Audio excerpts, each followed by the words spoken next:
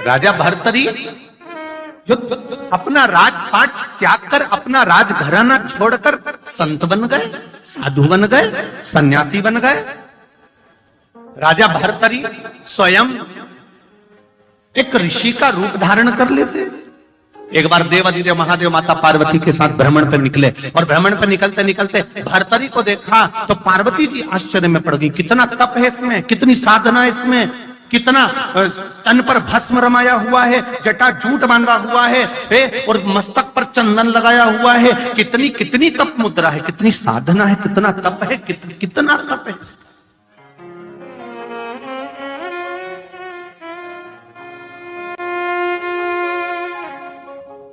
इसके बराबर दुनिया में कोई तप नहीं कर सकता। देवादिदेव महादेव पार्वती जी के शब्द सुने तो पार्वती जी के शब्द सुनकर महादेव को हंसी आ गई, मुस्कुरा गई।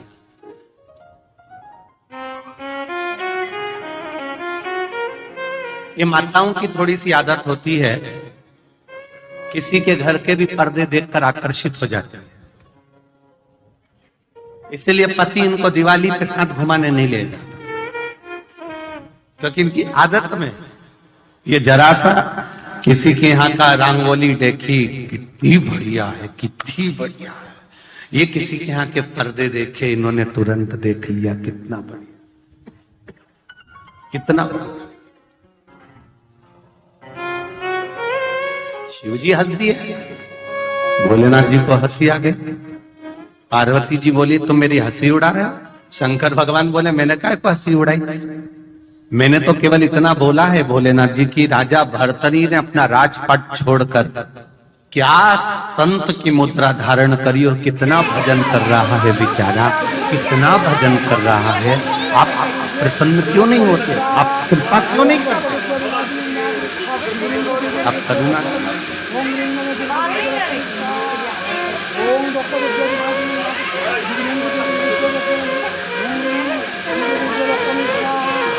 आप थोड़ी कृपा करिए ना इस पर, आप थोड़ी करुणा करिए ना इस पर। भोलेनाथ जी बोले भर्तरी की अभी थोड़े से समय की तपस्या तुम्हें तपस्या लग रही है। पार्वती जी बोली उसने पूरा घर छोड़ दिया, पूरा राजसी ठाट छोड़ दिया, अपना पूरा सुख छोड़ दिया और यहां आके बैठा है। शंकर भगवान बोले सब कुछ छोड़ दिया पर आसक्ति नहीं छोड़ी इसने आसक्ति नहीं छोड़ी। पार्वती जी बोली कौन सी आसक्ति नहीं छोड़ी। पास में एक तकिया रखा है सोने के लिए, एक पात्र रखा है पानी पीने के लिए, एक पंखा रखा है गर्मी लगे तो।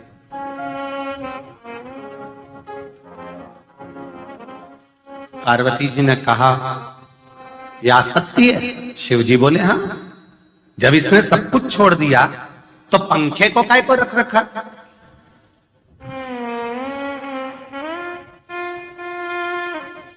जब इसने सब कुछ छोड़ दिया तो पानी का पात्र क्यों रख रखा है। जब इसने सब कुछ छोड़ दिया तो तकिया क्यों रख रखा है। ये तो उसमें की बात है पार्वती, जैसे किसी घर की सास हमेशा अपनी बात में कहती रहती है मैंने तो जब से बहू आई सब कुछ छोड़ दिया, मैंने तो जब से बहू आई सब कुछ छोड़ दिया, मैंने तो बहू आई तब से सब कुछ छोड़ दिया, पर चाबी वो लटकी की लटकी है, वो नहीं छूटी। बड़ा विचित्र, वो कहते हैं ना कि एक सास बहू में बहुत प्रेम था, इतना प्रेम सास बहू में, इतना प्रेम कि दोनों एक दूसरे के बिना रह ही नहीं, इतना प्रेम। शायद परभणी की होगी, दोनों में इतना प्रेम था। अब दोनों में इतना प्रेम कि एक दिन सास के मायके वालों ने कहा जी हम हरिद्वार जा रहे हैं, तू भी हमारे साथ हरिद्वार चल।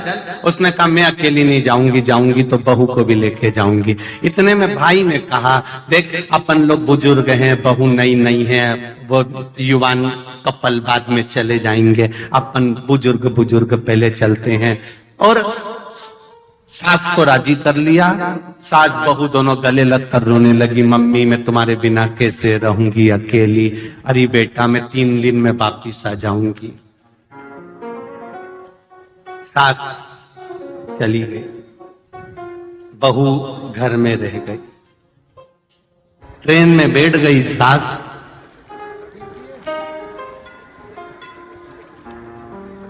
और ट्रेन में बैठकर सास थोड़ी आगे निकली तो उसको याद आया कि मेरी अलमारी की चाबी तो लगी की लगी रह गई। अब पूरी ट्रेन में इसको बेचैनी रह गई, पूरी ट्रेन। जब इतना प्रेम था तो फिर चाबी का टेंशन क्यों था?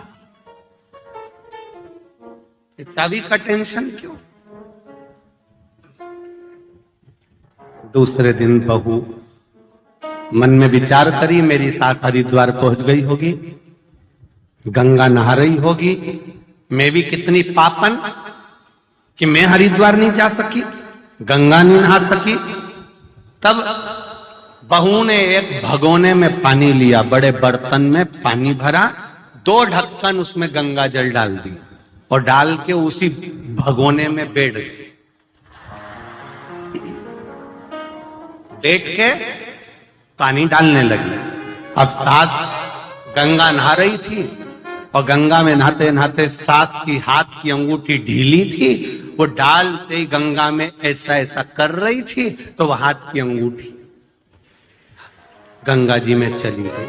अब एक तो चाबी का टेंशन, ऊपर से वो जम के तो बोलो अंगूठी का टेंशन। अब 2 टेंशन हो गए। अब गंगा नहाने में मन नहीं लगे उसका। और बहू गंगा नहाते नहाते बोली, मेरी सास जिस हरिद्वार के घाट पर नहा रही है गंगा मैया, वही घाट पर मैं भी नहा रही हूं, तू कृपा करना गंगा मैया। सास की अंगूठी इसके भगोने में आ गई, इसके भगोने, सास की अंगूठी। इसने देखा ये तो मेरी सासू के हाथ में रहती थी और यहां आ गई। बड़ा आश्चर्य। अब सास घर आई, सबसे पहले चाबी देखी, लगी थी।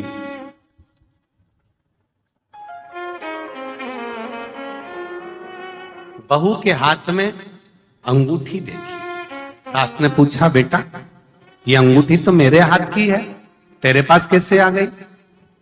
बहू ने कहा, मैं आप गंगा जी नहा रहे थे तो मैंने भगोने में पानी डालकर 2 ढक्कन गंगा जल डालकर गंगा जी से कहा, जिस घाट पर मेरी सास नहा रही है उसी घाट के नहाने का पुण्य मुझे मिले। मैं उस घाट पर नहाने का पुण्य मांग रही थी, मुझे क्या मालूम था कि आपकी अंगूठी गिरी हुई मेरे भगोने में आकर रखा गई और वो अंगूठी मुझे मिली।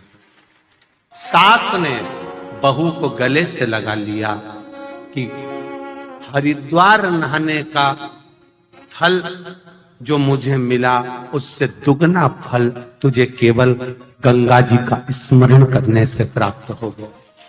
मन चंगा, जम के बोले तो कठोते में, मन चंगा है तो कठोते में गंगा है, ये निश्चित है।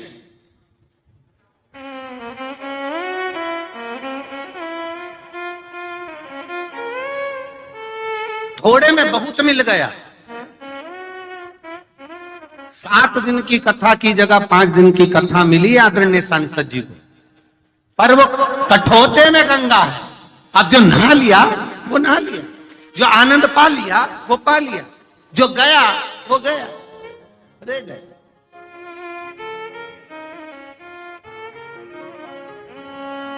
हम जा रहे हैं गंगा नहाने के लिए, हम जा रहे हैं भगवान की कथा सुनने के लिए, हम जाएं शिव महापुराण की कथा सुनने के लिए। हम हर एक व्यक्ति से कहते हैं यहां भीड़ बढ़ाने की जरूरत नहीं है, तुम्हारे मन में विश्वास पक्का हो कि शिव मेरी सुनेगा, मैं जाऊंगी शिव महापुराण में, बैठूंगी शिव महापुराण में, मेरे मन की अभिलाषा मेरा महादेव 3 महीने में पूरी करेगा, तो महादेव करेगा, ये निश्चित है, ये निश्चित है उसका कि वो करेगा। एक पत्र आया है, देखिए।